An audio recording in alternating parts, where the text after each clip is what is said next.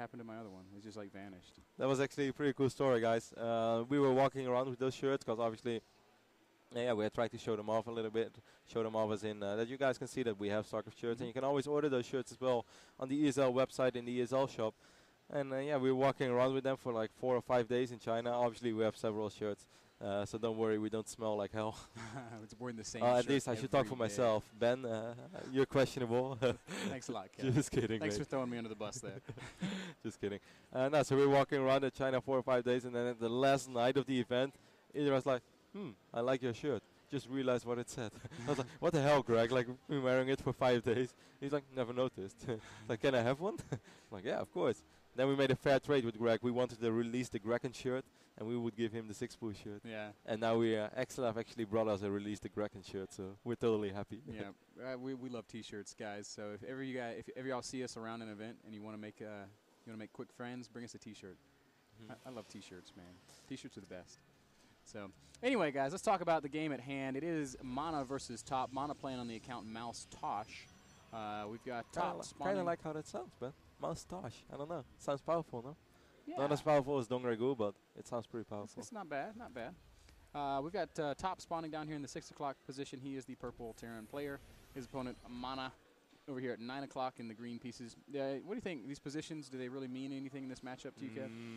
No, you could say that perhaps it's quite decent for one-on-one, better than cross-map. On the other end, it's not that close either, so I don't really think it matters all that much.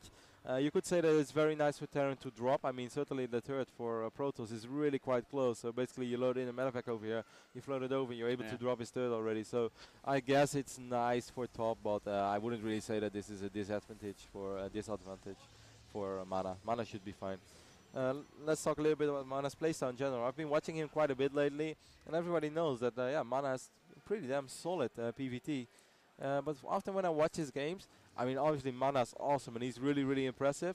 But the sick thing is that it feels like he can even be more impressive. Like, he plays his gateway style often, and he does it incredible well, you know, with the Zealot, saving time, getting those high Templars out. But often I feel that late game he always has quite a lot of minerals and not all that much gas. And it seems like even when he expands, like even when he takes his third base, he often wastes a little bit for his assimilators. And I have no idea why, because often actually his mineral count is way higher than his gas count. Then again, you can say, well, maybe it's on purpose because he loves to dump his minerals into Zealots. Right. And then just later on actually try to win the game with gas units. Because, yeah, Zealots are awesome, but Zealots alone won't win the game. But they can definitely turn a couple of things into your favor. So it's interesting to watch Mana play, and I'm actually not sure if I see it as a mistake or if that's just his playstyle. But hopefully we're going to see something like that in this game as well. So then I kind of made a point after all.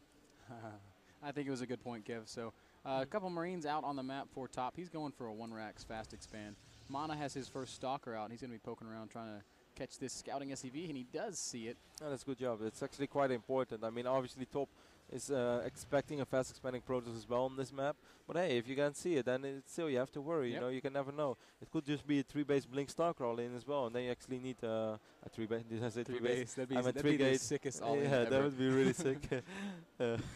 No, it could be 3 or 4 gate Blink Starcrawl in, and then obviously one bunker is often not enough. And then you want to get Morolas as well instead of Marine only. So yeah, I mean, it's a good job by Mana right there, preventing Top from scouting that that Nexus is actually going up. Yeah, I agree with everything you said there. Mana getting that probe going into the natural expansion of Top. Going to see the bunker there. I don't know if he actually saw the command center. He didn't see the command center, but it would be a sick mind game. He's gonna put 2 and 2 together, and he's gonna be like, all right, looks like an expansion build. Top throwing down a couple more barracks, so it looks like he's gonna play a biocentric style at least for now. And Mana, he's just adding a couple more gateways. So it looks basically these are the most standard fast expand builds ever from both players. Mana will probably get a robotics facility quite quick. Well, there we go. He's wiping in it right now. But I think he's only going to use it for observers. I really don't think we're going to see an Immortal. And I don't think we're going to see a Colossus either. Once again, Top is going to try to scout what's going on. This time he will find this sentry, so that actually should help. Now he's going to find 2 sentries.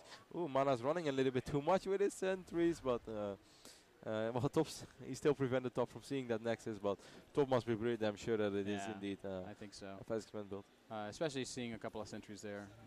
On the other end, you can also say, like, they use sentries to push as well with 4 gates for Guardian Shield and Force Field.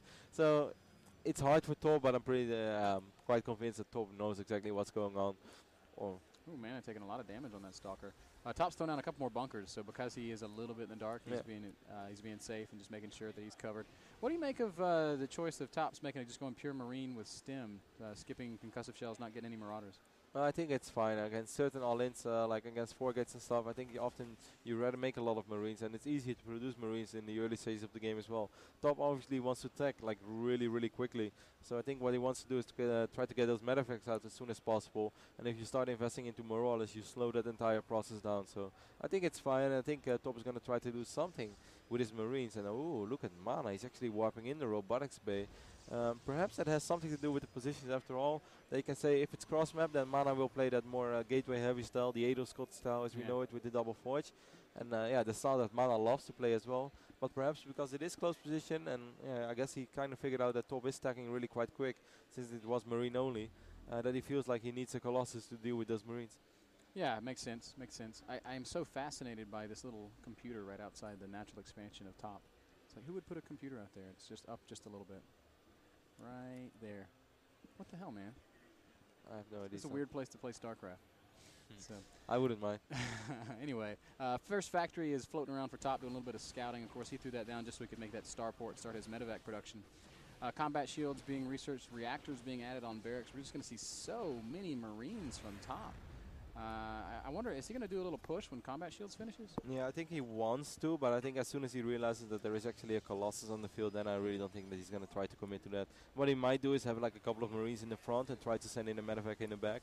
Since if it's only one Colossus, then it's really hard to deal with stimmed Marines. A couple of Zealots, you can't just walk in a couple of Zealots against a bunch of stimmed Marines with a medevac supporting them.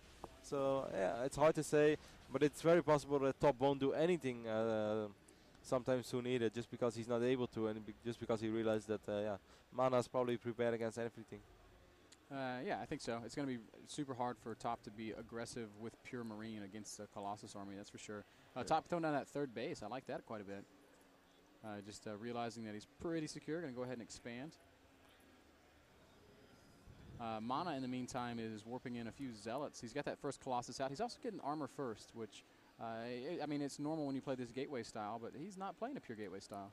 No, and then with a Colossus, you can argue about that, where you could say, like, well, perhaps it's better to get attack first, because obviously your Colossus attack twice. But then again, against human, damn, what's wrong with me and my Warcraft 3 reference this tournament? When you play against you're just really feeling it, man. Yeah, man, I don't know, something here is making me feel it. Ooh, the medevac's taking a lot of damage. Mana does kill one medevac. The second one is going to make it into the back of Mana's base, but he has stalkers there already. Oh, Top, you do not want to lose another medevac full of Marines, and it might be inevitable.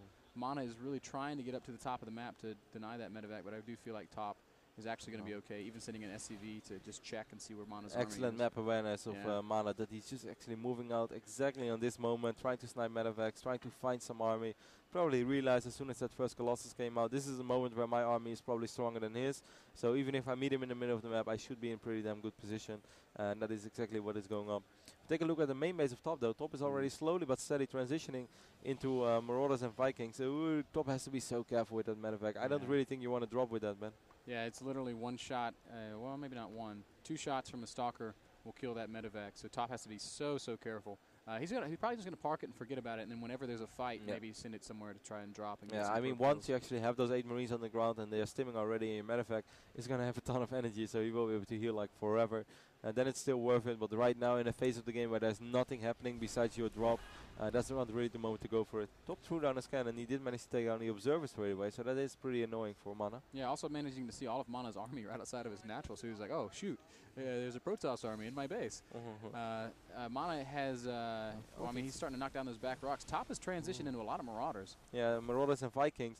Mana is actually having a better army right now, but is it really that good that they can actually just go for it? And here we go. Top actually did decide to use that drop, and he will be Mana will be able to snipe the medevac, and now we have a Colossus as well, so those Marines should not be able to do all that much anymore, but I mean, they did enough.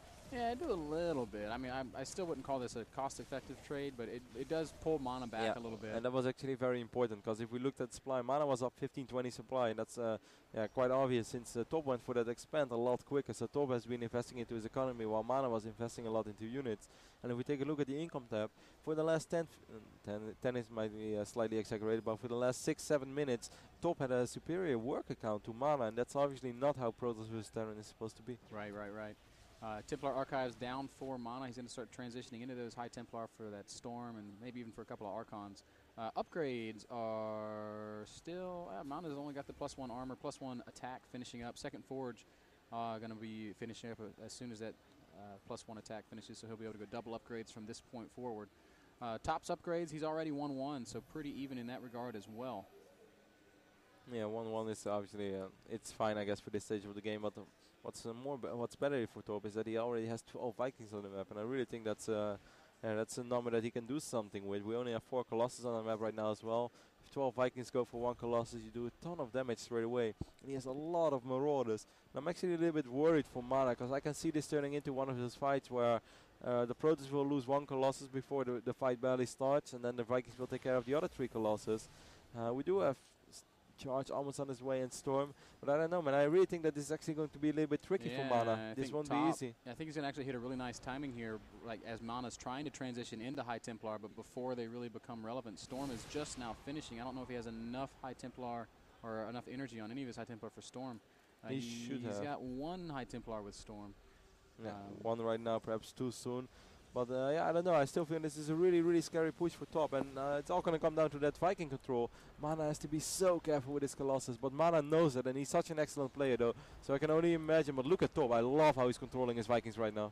Yeah, just kind of darting in and out, trying to find an opportunity to land some shots. Mana has positioned his army very well, though. So Top really not able to find that opening that he wants. Might be trying to reposition to even drop in the back of Mana's base while pushing the front at the same time. More gateways going down for Mana.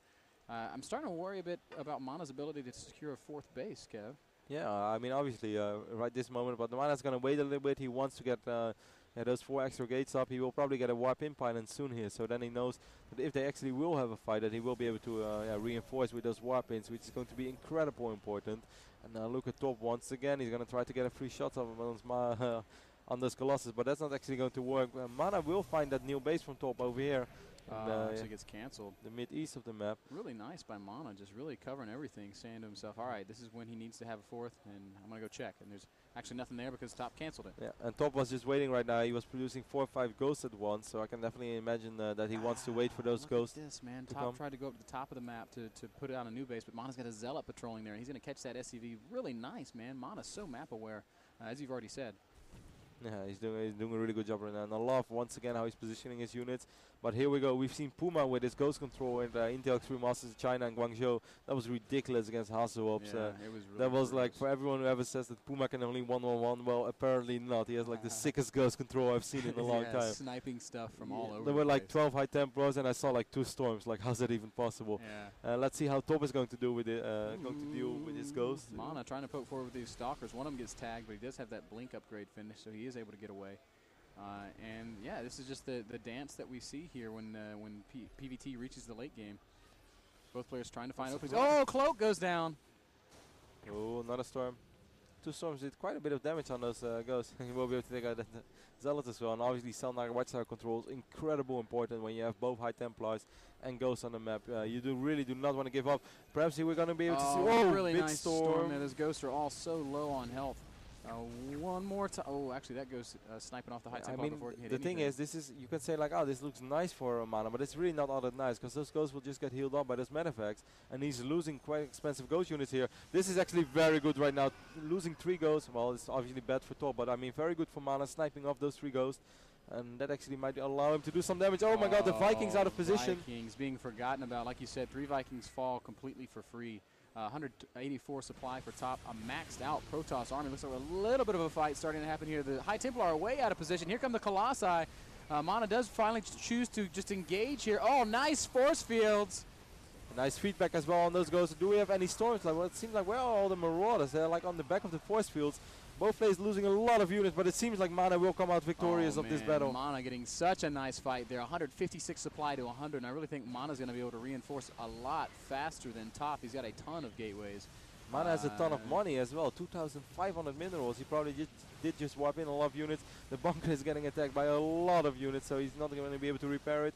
We still have a few Marauders. I mean, Mana should be careful though. You don't want to lose those Colossus. He's going to lose 1 Colossus right now. If more Marauders come in, it could be tricky. Oh, yeah, but Mana's controlling this really well, man. Moving the Colossi back, blinking around with those Stalkers. He's killed a ton of SCVs as well. And man, Mana just pouring on the damage. 34 workers killed. Reinforcing actually on the other side of the map. He's not even reinforcing this push. He's just going to make another huge push as soon as top finally deals with this. He has to be careful though, because you really don't want to lose those Colossus as well. These two Marauders, look at these hero Marauders, man, scaring away those bad boys. One Colossus does fall down, and Mana is going to end up losing this other Colossus as well. But it seems like he just doesn't care, because right now he has so many gateways already. Larry, Curly, and Mo running down those three Colossi there. Man. Larry gets left behind at the Zelnaga Tower, though. So Mana, though, I don't think he's really phased by it. 160 supply to 180 and a tremendous gateway ball coming down the center of the map. I don't know that. I don't really think top can deal with this next push. I don't really think he can either, unless he has a lot of medevacts, and he might be able to do some hit and run. But there's upgrades for Mana, 2-3 upgrades now as well. If we take a look at Top's upgrades, Top is at 2-2. Well, actually, it's not that bad. I mean, obviously 2-3 is better, but it shouldn't matter all that much. Oh my God, we could see a couple of really big storms right now. What was that first storm? No idea what that was, but the second storms are really, really big, and Mana takes out Top in game 1. Mana's like, I'm so far ahead, I'll storm my own High Templar. That was pretty